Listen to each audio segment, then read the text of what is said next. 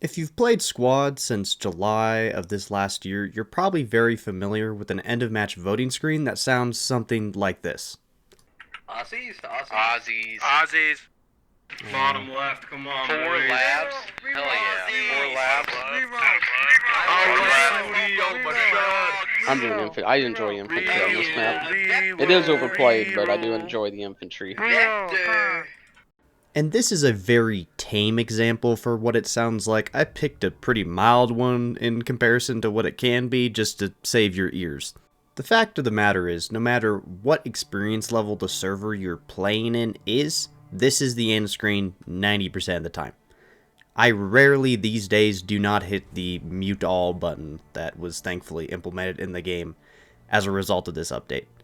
It is just a constant barrage of people yelling the same things over and over again. Top left, middle bottom, Aussies, MEA, whatever faction they want, armored. And it wouldn't be such a problem if it was based on a matter of intelligence, or at least there was a bit of actual intellectual thought behind most of it, but there isn't. The vast majority of players that play Squad don't have the experience level to actually understand what the consequences of the factions that they are voting for and picking are.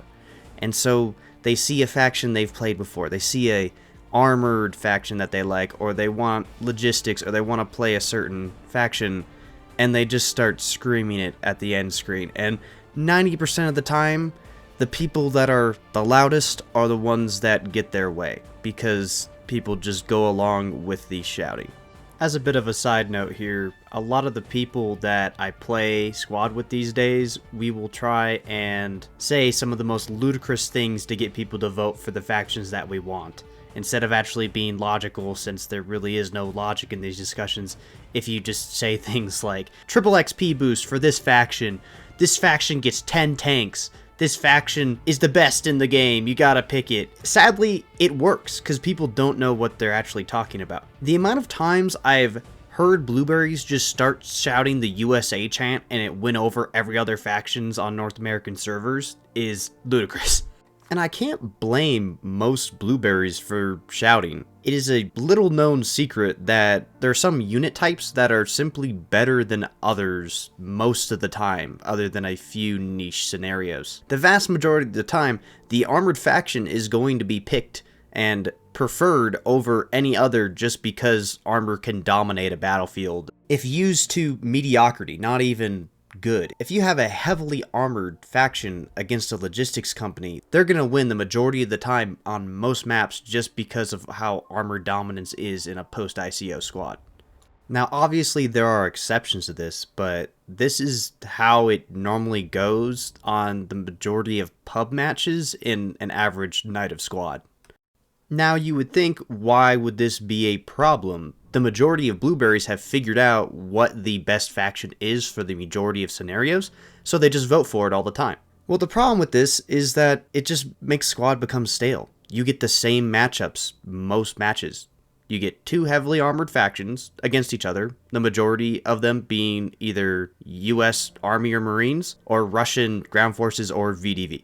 Now, the solution a lot of pub servers have used to combat this repeat of the same factions over and over again is to make it so that those heavily armored versions of those specific factions are less prevalent in the voting.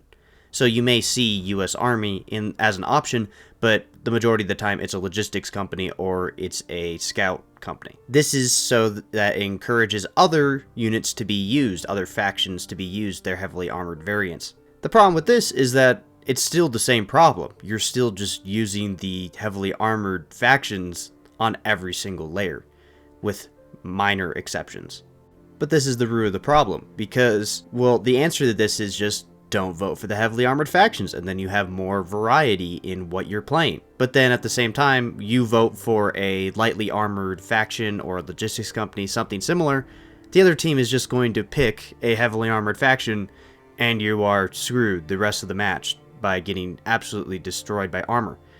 This video could be just another rant about how the armor imbalance versus AT in a post-ICO squad, but honestly that's a whole nother topic for a whole nother video. This problem can be solved by different things with the map voting system. It's just the way it's implemented now encourages this very narrow-minded way to approach every single scenario. Just pick the best armored option that you have at the end screen.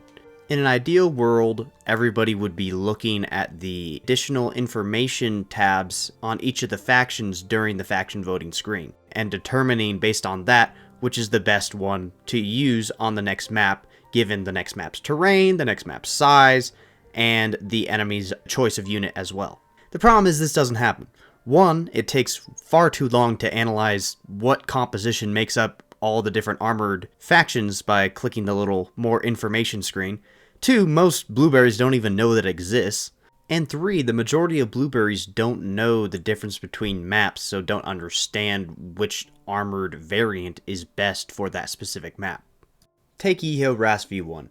It is a large map where it's important to have good armor that takes a lot of map control in order to support the infantry properly. However, if you were to vote for a faction such as VDV Armored on a layer like Yeho Ras V1, you are giving your infantry squads a tracked logi that also holds a max of 3 players. This can make it so that when you're trying to get map control early on as an infantry squad, you're going to get beaten out by, say, a much faster faction such as the PMCs or even the Canadians in their faster vehicles. This can have a really bad repercussion in late game if enemy infantry squads beat you to the point, and even if your armor has won the armor duel, you may not have the ability to retake a fortified position that has already been set up by an enemy team because they had faster vehicles to get to the midpoint. And this is just one of many examples of how choosing a heavily armored faction, even on a map that favors heavy vehicles, may lead to repercussions that a blueberry just shouting for a certain faction at the end of the match isn't going to account for. The counterpoint to this is, well, that blueberry just learned an important lesson. They picked the armored faction and they got beaten to the midpoint and they lost because of it. They should learn that and then use that to make a better choice the next time they play that layer. However, that's really not how squad works these days. A blueberry isn't going to realize they lost the match because of that. They're going to blame some arbitrary other reason the vast majority of the time. And so you just have the same problem repeating match after match because blueberries aren't actually learning what the problem is with the factions that they are choosing. And as a relatively experienced player, this is a major problem for me. My ideal squad games consist of well-balanced layers and matches against each other, which normally means that both teams have to pick a relatively similar units for it to be a balanced match, as well as unique gameplay that I don't play. I don't want to play US versus Russia every single match. It's boring. I've played it 1,000 times. I like unique layers. And that's why before map voting, having specific layers that forced you into playing the game a specific way was fun and led to better gameplay experience. I miss having a layer on Manakugan where it was simply MRAPs and TATVs against each other and basically no other armor. So infantry got to use all these crazy new tactics they could use because there was no armor to oppose them on either team. I also miss playing Talil tanks. Having 6 tanks per team and just having an all-out tank brawl in the middle of the map was so much fun and led to a lot of different coordination and cool experiences that you don't get anymore because those layers don't exist anymore. However, this also led to another problem where different servers, if you played on them a lot, wouldn't change their rotations nearly enough, so you would just play the same exact layer every single night. It led to the experience on a night being very boring and stale. I couldn't tell you how many times I played Yeho Ras V1 in a single night on multiple different servers because that was just all they played in their rotation. So both systems have their flaws. What's the solution? There are multiple different ways that OWI could change the voting system to make it more ideal for having unique yet balanced matches. For one, they could make it so that there are better admin tools for the servers themselves to limit the amount of factions on a voting screen to a certain criteria that makes the layer more unique but still gives the community and the blueberries a choice. For instance, if the admins put a certain map in a rotation, let them have the ability to change the armor composition options that are given in the units on the faction voting screen. So when admins add Talil to a map rotation, they are able to set the parameters that only armored factions are votable in the faction select screen. Or say they add Goose Bay to the map voting, but they only allow lightly armored units to be in the faction voting screen. In this way, maps can have more of a pre-staged preset, but still give the blueberries an option for voting that won't seriously impact the balance of the match. Now, I know there are certain server plugins that actually do give admins similar options, but from what I understand, they're not easy to implement and are rare to come by on most servers. OWI needs to give this option to admins in an easy to implement way, and also give them presets so it's fast and easy just to put right into the server. I could go on a whole nother rant about how server admin tools are really bad and how most good servers on Squad have to just add a ton of plugins that aren't made by OWI to make the server experience much better for everyone involved, and how that needs to be a default thing in Squad, but that would be another whole video.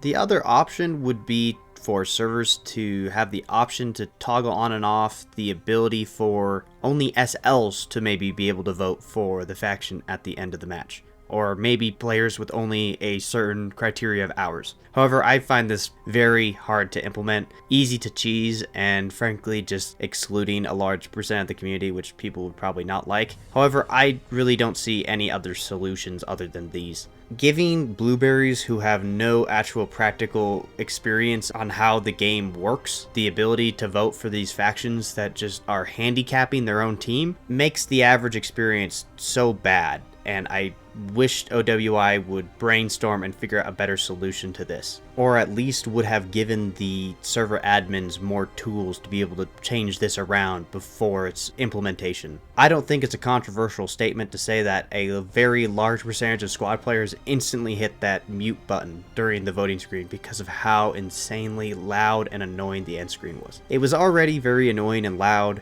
before the update with the minimal just scoreboards screen, but now you're giving another like 2 to 3 minutes of people time to mic spam. Occasionally it's funny, but most of the time it's just annoying.